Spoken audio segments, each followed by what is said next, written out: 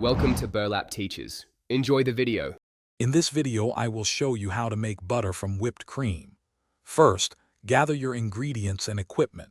You'll need cold, heavy cream, a stand mixer with a whisk attachment, or a hand mixer. Make sure your bowl and whisk are chilled to help the process along. This simple method transforms cream into delicious homemade butter in no time.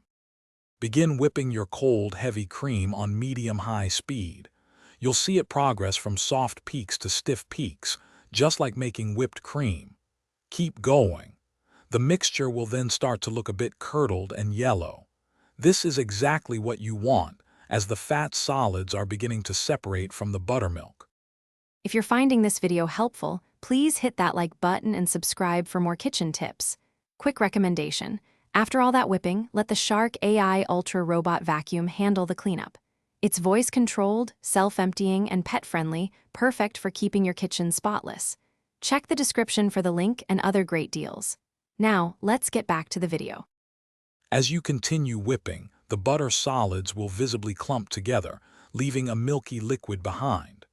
This liquid is fresh buttermilk, and it's fantastic for baking.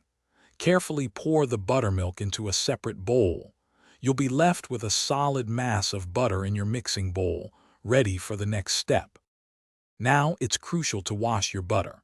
Place the butter in a bowl of ice-cold water. Knead and press the butter, squeezing out any remaining buttermilk. Change the water several times until it runs completely clear. This washing process removes milk solids that can cause your butter to spoil quickly and ensures a pure, fresh taste. Thanks for watching. Consider subscribing if this video helped you.